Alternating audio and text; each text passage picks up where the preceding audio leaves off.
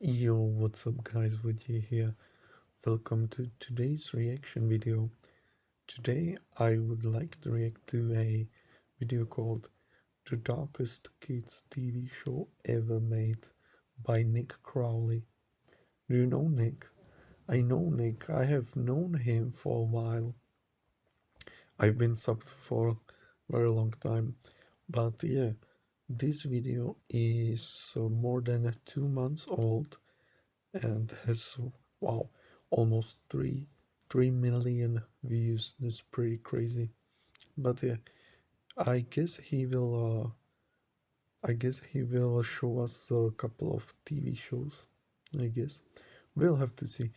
But yeah, definitely check out the original. Let's see it.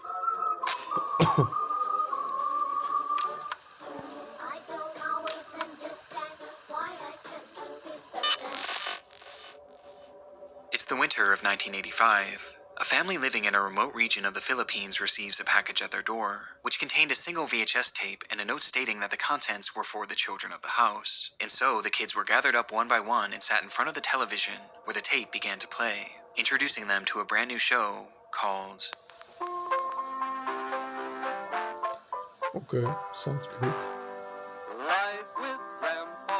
This was the experience for hundreds of kids across the world, made to watch a seemingly harmless puppet show about a grandpa and his family, with most of the young viewers loving it, gladly watching this episode and the many others that would be sent later on, over and over again, blissfully unaware that what they were being shown would someday come to be known as one of the most disturbing rabbit holes in the history of children's media.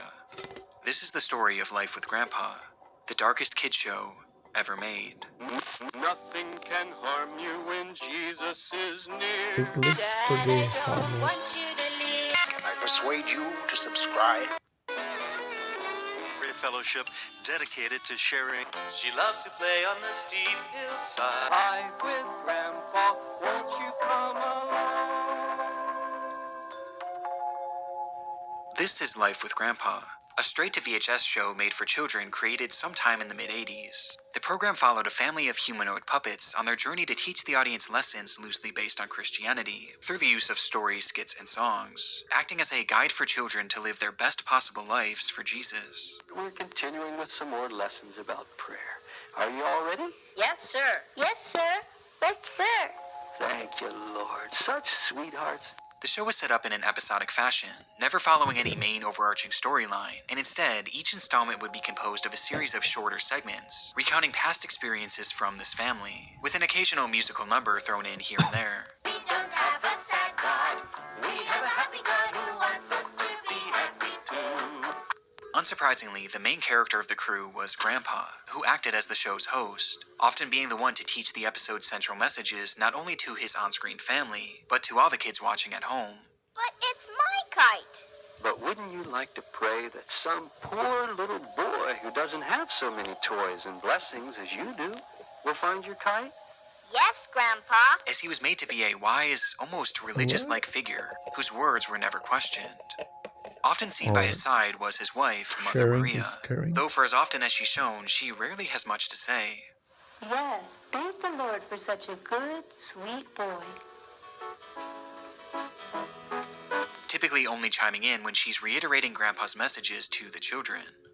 And of the children, there was Davida, Techi, and Davidito, with the latter being one of the show's central figures, landing right next to or potentially even ahead of Grandpa in terms of screen time, as Davidito often got his own segments and told his own stories directly to the audience. Hello, children. Would you like to hear some exciting prayer adventures? This first story happened when I was very small. And though it's never outright stated, it's clear I that wonder what year this is, because it's obviously pretty old. You know, they also used, how do you call it, VHS cassettes, VHS, so it must be pretty old. But you know, in today's age it looks pretty, you know, a little creepy, but we'll have to see. Davidito was put on a pedestal, with the child often getting special treatment and being showered in gifts, as the family clearly seemed to favor him. Thank you, Uncle Al. It's called a kite. We want to give you a little surprise because you were such a good witness. This brand new tape recorder is for you. Thank you, Jesus. with there never being an explanation as to why. So they This is the core favor group the of Life with boy. Grandpa, with the only other reoccurring characters being Aunt Sarah and Uncle Elf, a couple that was often shown around the house helping look after the kids. And despite this looking like something pulled straight from the depths of the uncanny valley, the content within the show didn't really seem all that troublesome. In fact, it appeared fairly normal, and not too unlike the many other low-budget religious shows of the time, highlighting themes like obedience, Nothing short of right is right. Yes, so the right thing is... To obey. sharing, Good morning, Davida. I have a surprise for you. Oh, can I see it?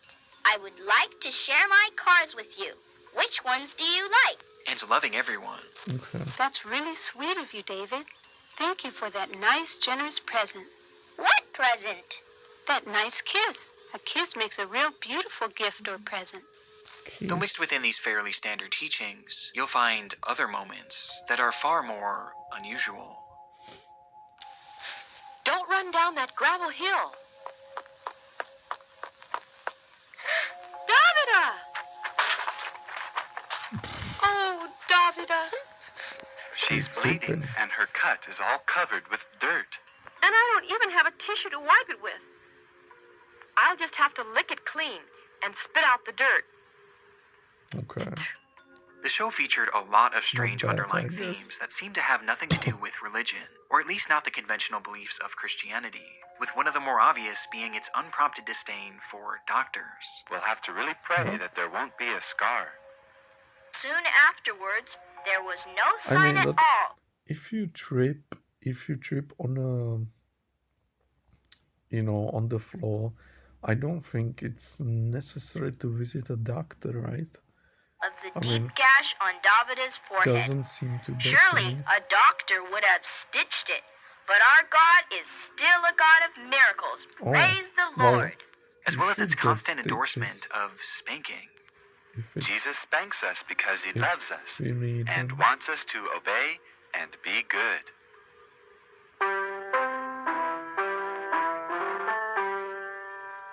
Well, this is getting. We're really sorry. This is So if getting the a little Lord should weird. spank you a little bit or correct you, it's for your own good. It's because he loves you and wants you to be good and obey. And while these are certainly strange, by far the most glaring indication that Life with Grandpa wasn't just your typical kids show came from the program's stance on women, with the first major example coming from a song made for the young girls watching on. So do the dishes and clean the floor, and God can show us something more. I'm ready for any job at all, Well, it's whether it's big or whether traditional. it's small. I'm ready to go, ready to stay, ready my place to fill, ready for service, lowly or great, ready to do God's You must understand that at the time it was more normal for women to stay at home. But yeah, I don't know if this is the 80s. I'm assuming it's around 80s. At the time women were pretty much. I know that women were going to work a lot already, so this was traditional. The message behind this song is clear. If you're a woman, then it's your job to cook, clean, and have babies. And that's about it, as this is God's will and your sole purpose for existing. I mean, And while this ideology was certainly not as controversial at the time, the show took it even further, as it hammered home this idea to all the children watching on by repeating one line at the end over and over again. trust and obey, for there's no other way. Trust and obey, for there's no other way. Trust and obey, for there's no other way. Making it clear that this was a lesson that the showrunners didn't want these kids to question. But as comically offensive as this song is, it was far from the worst that the show had to offer. how is it offensive though? It's time for our lecture song. He's a friendly scientist, a real good friend of ours. In another episode, we're shown a musical number about Grandpa, who's portrayed as a scientist that's always busy working, though the song is really less about him and more about his love interest. Get bent out of shape, 'cause he's in love with a robot. Watch her click and spin. you guys see it? A robot with long hair and nude female breasts. It's one of the most surreal things that I've ever seen on a kid Oh show, my as this God. thing Well, was clearly meant to be a portrayal of Grandpa's wife hey, and it's women in just general, salami, likening okay? them to robots. Though unlike It's the previous demeaning song, this food, number is blatantly meat, perverted, as it not only shows the robot having breasts, Alright. but it also shows Grandpa fondling them as well. And these perversions weren't even exclusive to Well, its yeah, imagery. this is getting a little weird.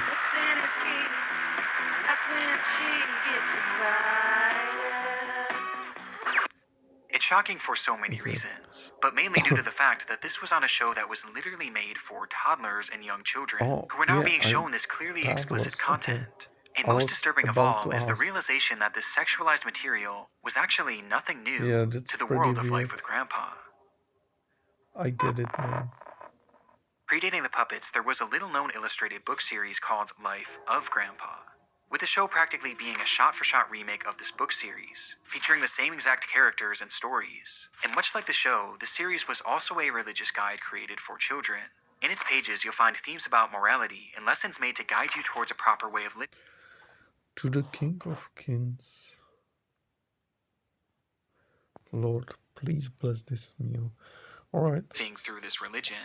But Not these books bad, I also guess. had a very apparent dark side. One far worse than the show it inspired. Oh man. In the chapter Live with Real Fathers. Thank you for reading us a story. Real Fathers, we're shown a scene where Techi and Davidito question why they have two different skin colors, despite them being siblings, as Techi noticed that Davidito's skin appeared light brown, while hers was almost pure white, to which Grandpa then explains to them how his wife and their mother had slept with other men. See, God used Timothy and Carlos only to fuck Mama so that I could have you both. They were just like... What? Is this for the kids? What? That's crazy. This word, what? I could have you both. They were just like a instrument. Oh man. Yeah, this is getting a little An instrument weird. or tool that Jesus used to help create you wonderful little children for his kingdom. Praise the Lord. This was followed by an in-depth explanation of what that scene looked like, including images depicting the act. Examples like this are prevalent all throughout the pages of Life with Grandpa, with erotic material being shown constantly with no regard as to how inappropriate this is to be showing kids. Which begs the obvious question, why? Why was Life with Grandpa so blatantly perverted? Well, the answer lies with the author of the books, and the reason for the show's existence. David Berg. He shall send his angels with a great sound of a trumpet, and they shall gather together his elect. That's when Jesus is going to come back, to rapture his saints, to gather them he together. looks like the grandpa. Born in 1919, David grew up a devout believer in Christianity, but wanted something more from the religion. He dreamed of one day starting his own group with his own teachings, and in 1968, at the ripe age of 50, he decided it was time to do just that. The group began in Huntington Beach, California, and went by many names over the years, like Teens for Christ, the Children of God, the Family of Love, the Family International, or just the Family. But regardless of its name, there was no denying what this group was. A cult. A cult led by David Berg. Berg would find young hippies and those struggling with drug addiction and mental health issues, and convince them to join his group by stating that the end of the world was coming soon, and that they needed to follow in his path and join his family to save their... You know, I must say the start was pretty alright. You know, the traditional things like women should be, you know, cleaning the floors, making food, cooking food. I mean, it all depends on the people, right? When there is a guy and a girl, women rather, you know, they can do whatever they want, you know. Actually, if I was quite wealthy, I would rather have my woman, have my wife at the home rather than going to work, honestly. But yeah, it all depends on your wealth, money, and your mindset, I guess. Some women want career, but some don't. souls. But yeah, this It was is pretty getting standard cult a little more ideology, weird. but at the time it was extremely effective, with the sect amassing a staggering 10,000 members at its peak. And at first, David got by with fairly standard teachings from the Bible, although this wouldn't last. After some time, Berg began addressing his followers via frequent illustrated messages called Mo letters that featured his ramblings and teachings from the time, with Berg slowly ingraining into his members that the contents of these letters should be taken as seriously, if not more so, than the Bible.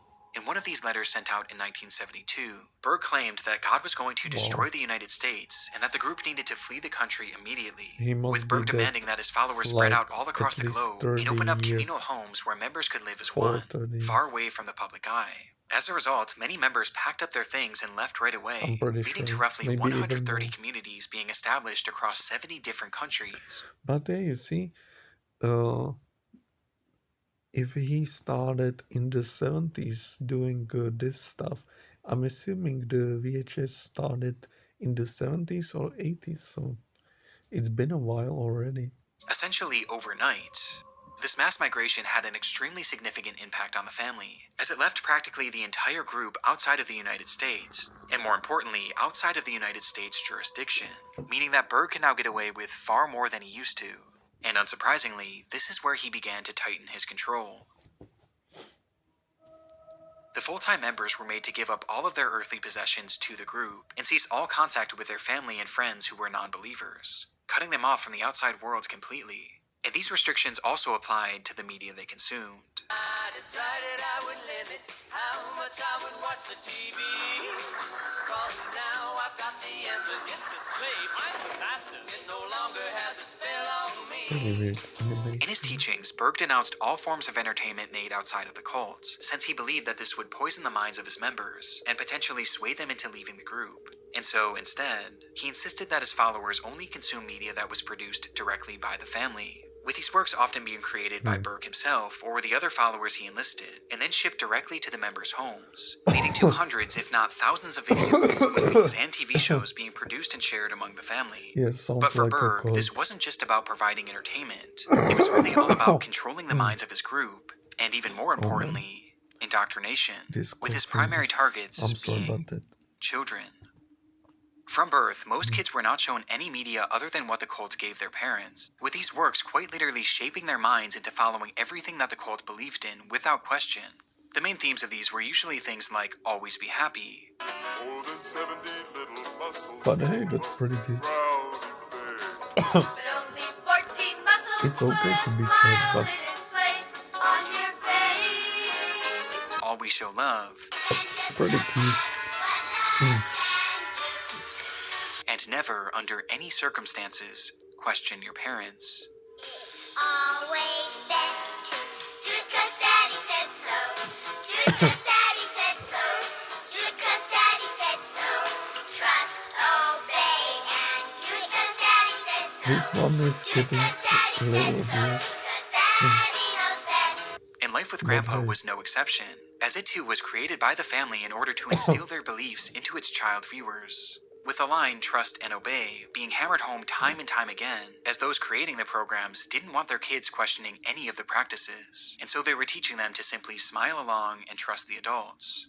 But because the group was the one producing and distributing the content, they basically had no regulations placed on them, meaning that they could include whatever they want in these shows without any repercussions, leading to many of the showrunners exploring some of the group's more controversial beliefs, which becomes extremely troublesome when you realize that the family wasn't just your standard cult, and instead, it was a sex cult.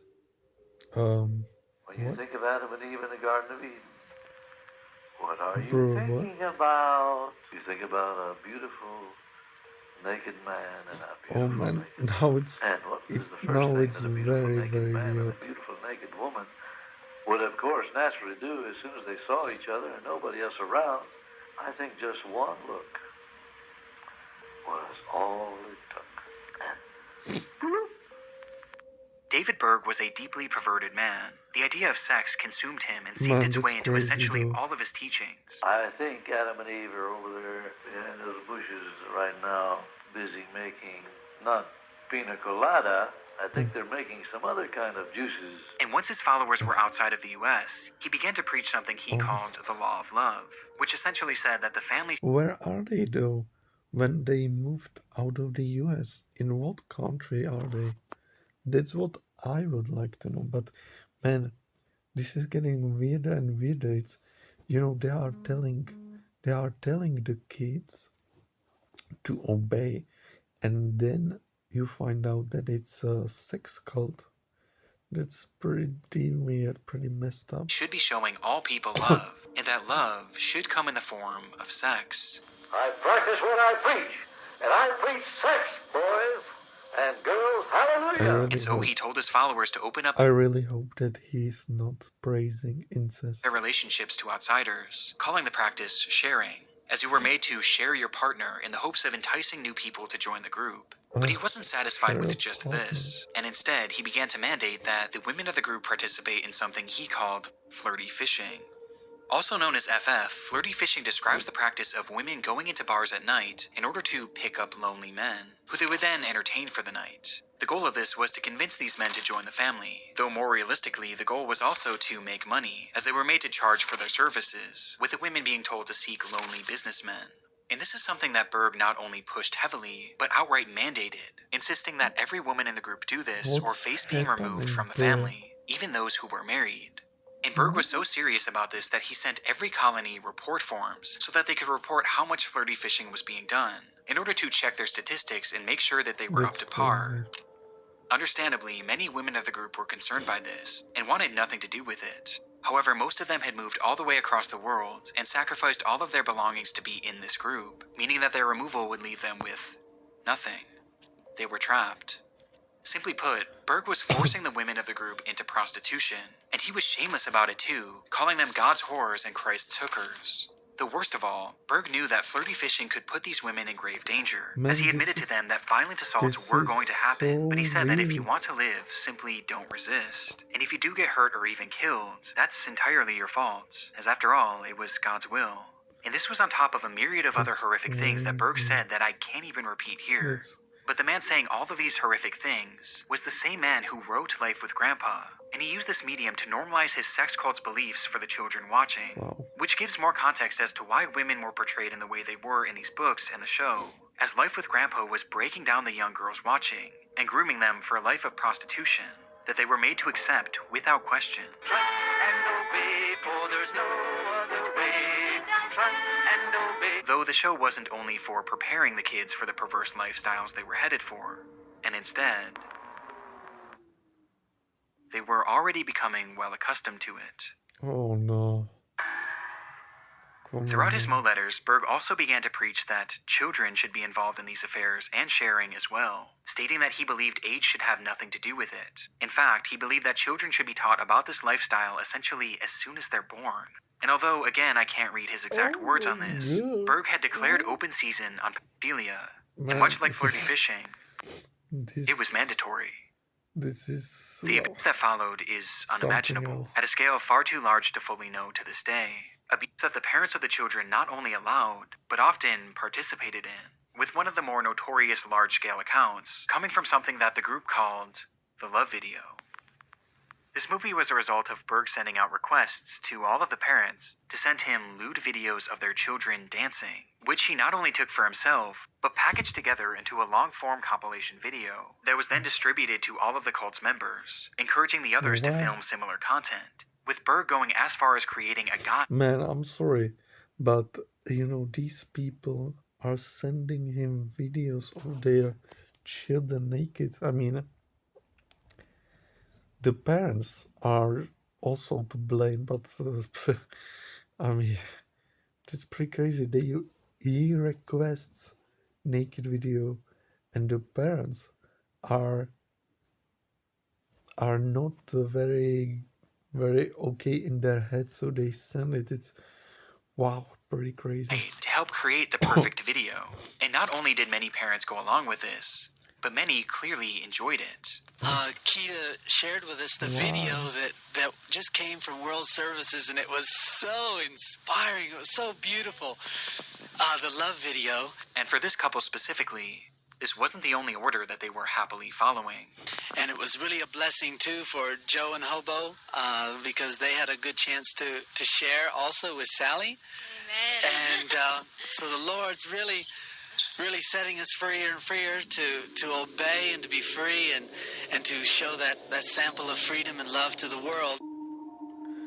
Yeah, I hope, honestly, I hope that after this, if they survived, I don't know if the people died or survived, but if they survived, I hope, like, Child Protective Services were called and the kids are somewhere else because these parents aren't mentally fit enough for kids, honestly. It's pretty clear. Life with Grandpa was literally created to indoctrinate kids into a pedophilic sex cult. And it makes you realize why exactly it and so many other of the cult's programs were hammering home this point of not questioning your parents or any adults, and to simply obey and smile. So the right thing is To obey. Because the adults in their lives were now suddenly doing unimaginable things to them, and they were being groomed not to question it, making some of the show's segments horrendous in hindsight. One very special way you can show the big people that you love them is by giving them lots of hugs, kisses, and cuddles. Oh. A child's love and affection really encourages and inspires the big people.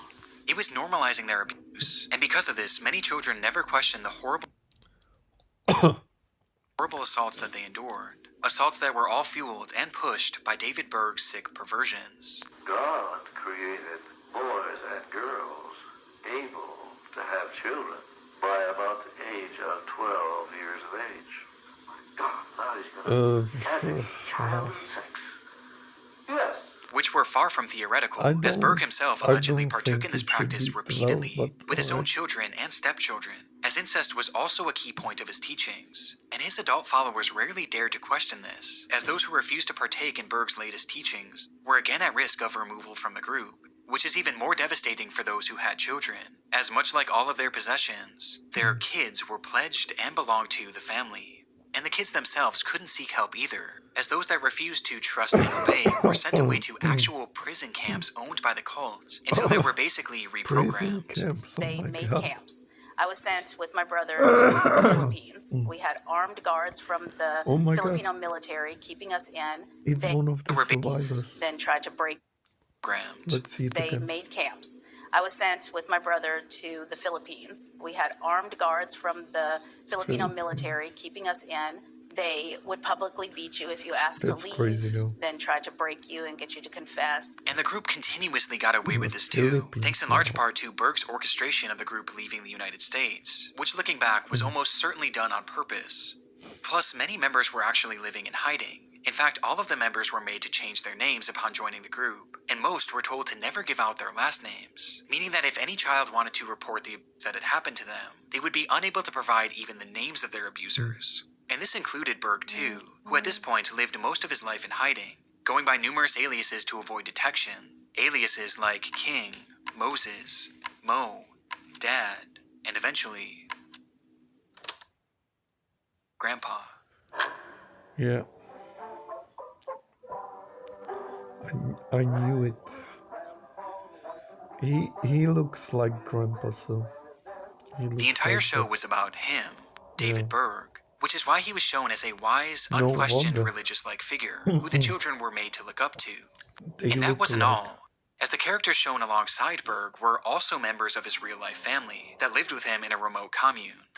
Mother Maria was the nickname of Karen Zerby, David's wife who helped him run the cult and facilitate this era of hypersexualization, while Aunt Sarah was based on Sarah Kelly, the woman in charge of running the prison camp made to punish the kids who dared question the family's beliefs. Sarah Kelly, who was responsible for me I honestly hope these people are in prison. being held against my will in the Philippines. But the most grotesque detail to come from the revelation of who these characters are was that it showcased David Berg's polygamy, as he was actually married to many people in the real world, and two characters on the show itself, Mother Maria and Davida, his then 5-year-old stepdaughter.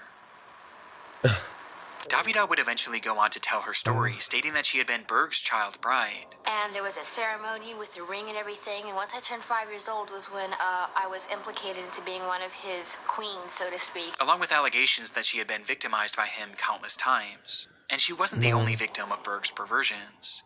Tetchy was often sexualized by Berg publicly, with Berg having stories made and illustrated depicting his fantasies about her when she was just a child. On top of this, numerous people within the group also claimed that she had been outright assaulted by the hands of Berg, as well as many others in the group. And look at our pretty girls today. You're dressed in such nice dresses and your hair looks so nice. Yes, you look so pretty for all the children that are watching today. The context of who these characters are makes this already disturbing show that much more sickening. But of all of the horrible stories to come from the real-life characters of Life with Grandpa, there's one that is far and away the most horrific. The story of Davidito. David is such a handsome boy, isn't he, girls? Would you like for David to share some more lessons? Yes, Grandpa. Are you all ready? Okay, David, you have the floor. His real name was Ricky Rodriguez, and as a baby, he was taken in as Berg's son following Maria conceiving him with a man after a night of flirty fishing. And being David's first son, he was given the nickname Davidito. As for David Berg, he viewed this child as essentially a messiah. He began telling his followers that Davidito would one day save them from the apocalypse, causing Davidito to become a celebrity within the group, and worshipped as a religious figure when he was just a baby. Which explains why he was given so much airtime during Life with Grandpa, and why he was constantly being showered with gifts. We want to give you a little surprise because you were such a good witness. And for David and Karen, they wanted Davidito's life and childhood to be a guide for all members of the group, as they raised him in what they believed to be the perfect manner for a godly household. And so the couple and several other contributors documented the way he was raised, with daily journal entries that were published as weekly newsletters, and eventually turned into one massive book titled The Story of Davidito. And the family truly believed that this over 700-page book was the ultimate guide for parenting and showed the only proper way to raise a child. Though what it actually showed was just how badly Davidito was being abused. Davidito is described laying next to his nude nannies, witnessing orgies involving his own mother, and being touched sexually by the adults around him. With these examples being presented through not only written stories, but actual photographs, with the adults involved having their faces removed and drawings placed over the top of them in order to hide their identities.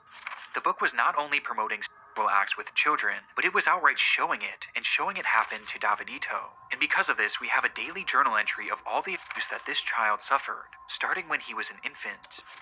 But I can't. Despite all the heinous acts that had been going on within the family, they had up until this point gone virtually unchecked by the public eye. But the story of Davidito would prove to be the first domino to fall, as the book leaked to the press.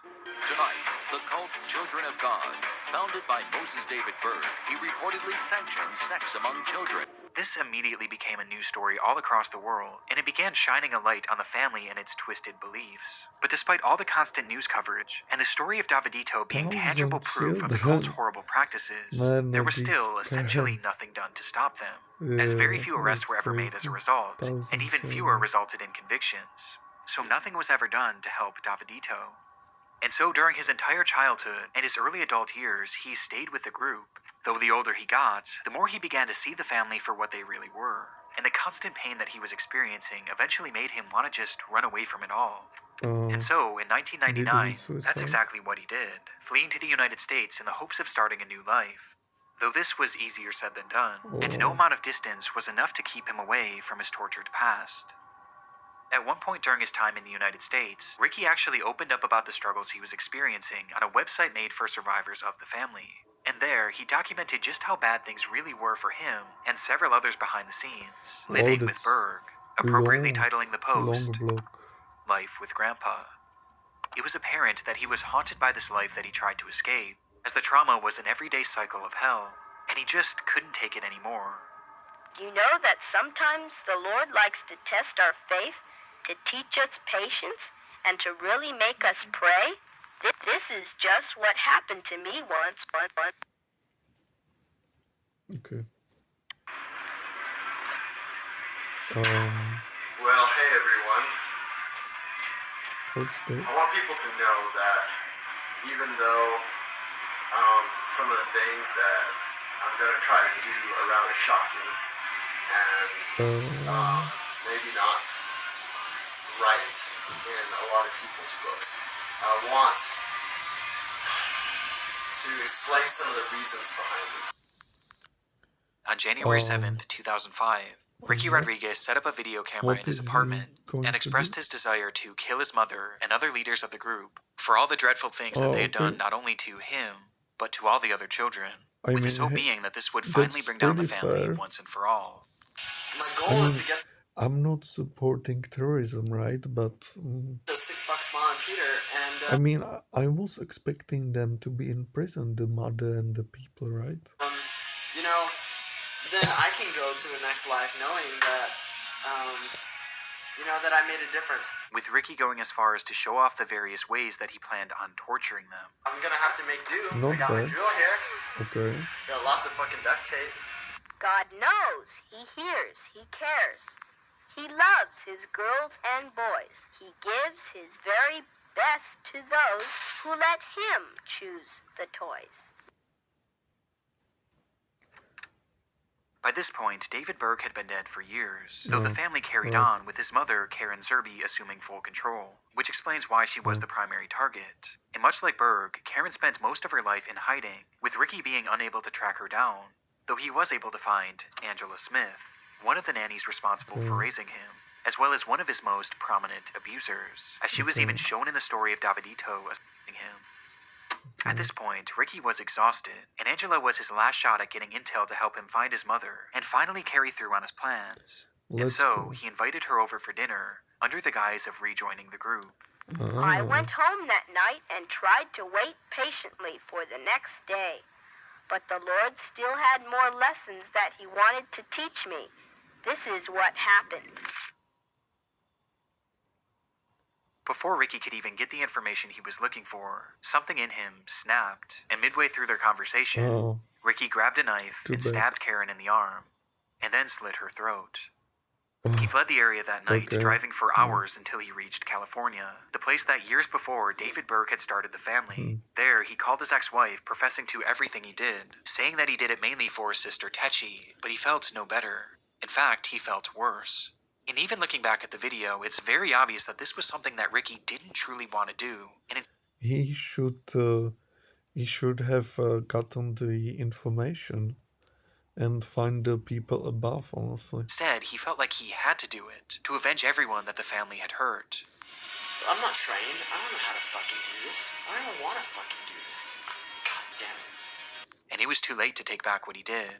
And so he stopped the car in a dark parking lot, sat there for a moment, thinking about everything that had happened during his painful life, and ended his suffering once and for all.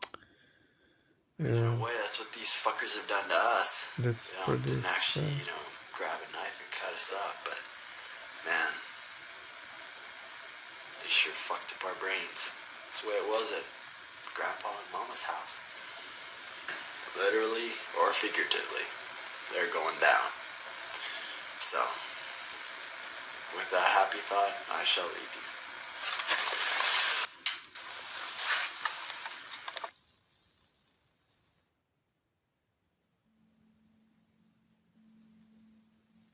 Ricky Rodriguez's death was devastating for the community of survivors of the family, and it caused shockwaves all throughout the family itself, as his final video was plastered all over the news. And though it didn't happen in the way he expected it or wanted it to, Ricky's life and death undoubtedly contributed to the decline of the family, and helped diminish the cycle of abuse within the group.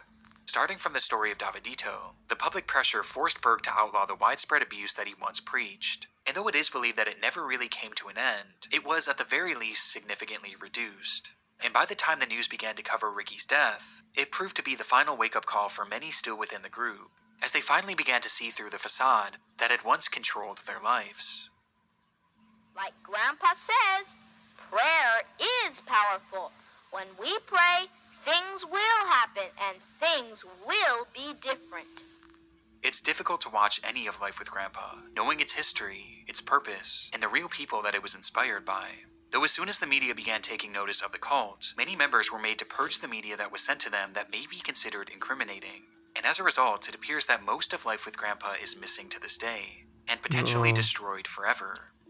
Currently, only 4 episodes have been recovered, and it's not even known how many more were released, or even what year the show started or ended. But considering how closely the show mirrored the book, it's possible that these potentially missing and destroyed episodes are much worse than the ones we have today. Probably. But despite not knowing the full extent of the show, it's clear that Life with Grandpa and the countless other programs that the family made did exactly what they wanted them to. They brainwashed an entire generation of the cult's children, and the effects were devastating. But they become extremely agitated when we ask them about Moses David Berg's teachings on sex. My Little Fish. Now, your father described that as a routine publication. They're not having sex, they're just kissing and hugging in bed. That's not sex. If you show it to other people, they don't understand. That stuff's not supposed to be publicized. So many people think sex is wrong. So many people hate us. But we just telling them the truth. We're just telling them it's not wrong. We're just telling them that there's nothing wrong with it. And here come these publicizers doing up What to is everybody. he saying, dude? Between the strange content from the program itself, its obvious attempts at indoctrinating kids into a cult that was only ever going to harm them, the real-life people behind the characters, and the fact that this propaganda was so effective, I have no doubt that Life with Grandpa is the darkest children's show that I've ever come across.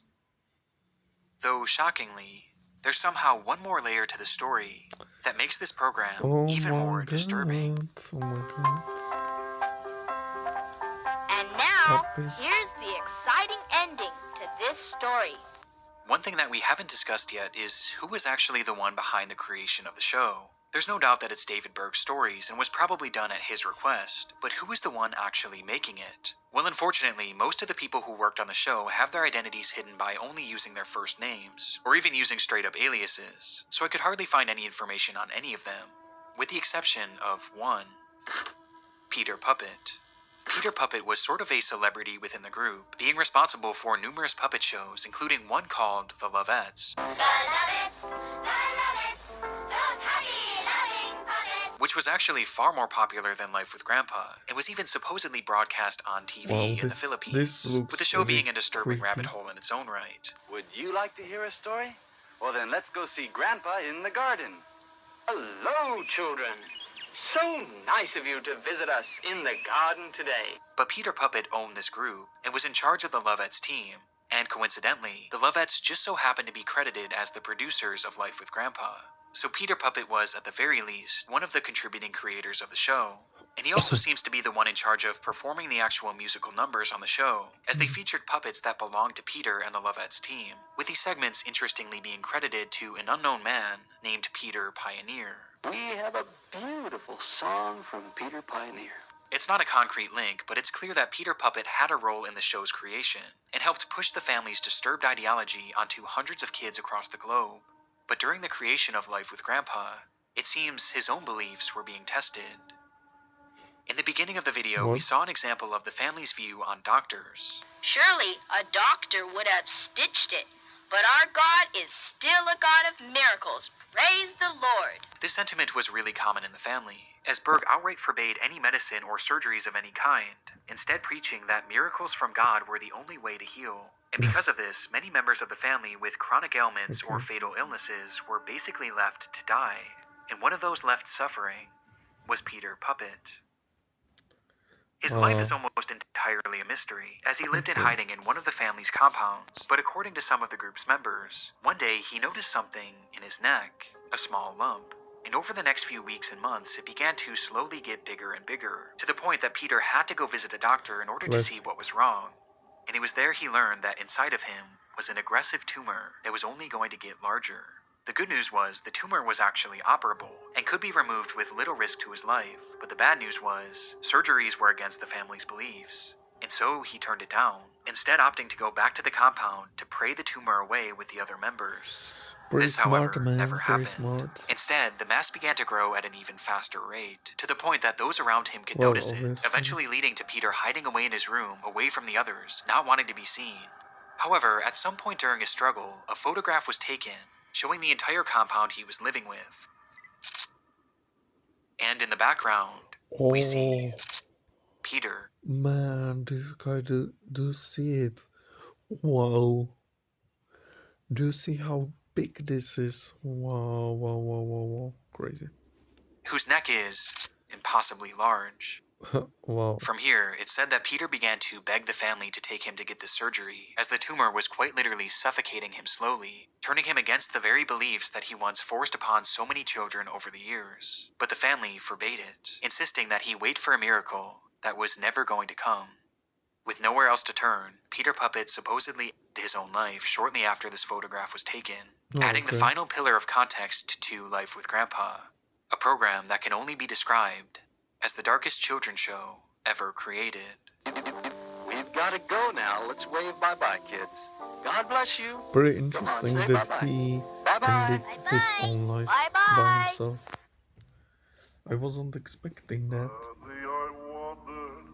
For many a year, driven by hunger and filled with fear, I must arise and go backward through sorrow, my steps 1994. to trace, seeking my He was never heavenly convicted. Father's face, willing to take but a servant. Oh my, that's crazy though. Karen continues her husband's legacy. Man. Where is the policeman? Where is the police? That's crazy. She has not been photographed or seen publicly since... Wow, okay.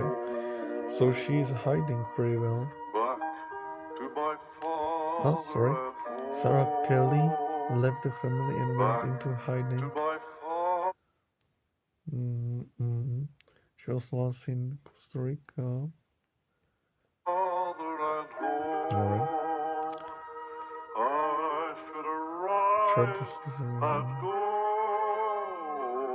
uploading of a truth. Back to my father and home.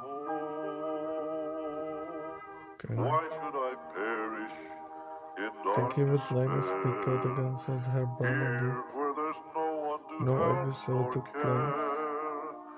when there is shelter and food to She spare. remains with the family to this day.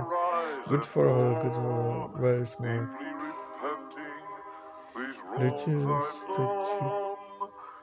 Due to the statute? Is that how you spell statute? Statute? Well, I'm sorry, I'm tripping right now, but I don't know. Statute? Statute? I don't know. Yeah, the victims will likely never receive the justice. Yeah. The family continues its operation with strict rules against the abuse of children. Well, I wonder how strict they really are, though. However, they have never disowned David Berg's teachings. Okay.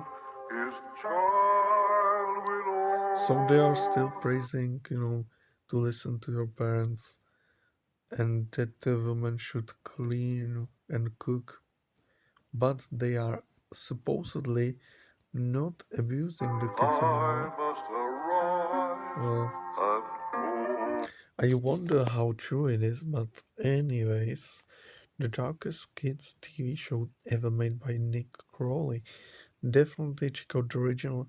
This one was pretty long, 40 minutes, but it was well cut.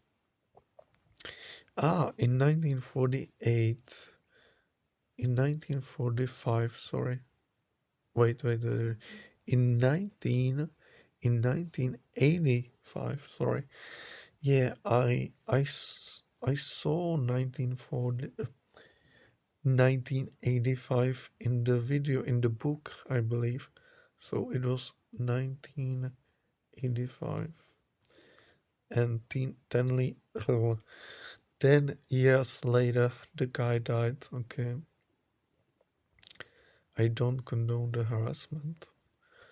Well, honestly, I would condone it, but if you said so, yeah, good timestamps. But yeah, let me know what you think. Pretty crazy. I always wonder how these parents join these groups. Like, why are you joining such a group, such a cult? I honestly don't get it. But hey, check out the original, and I'll see you in next video. Bye bye.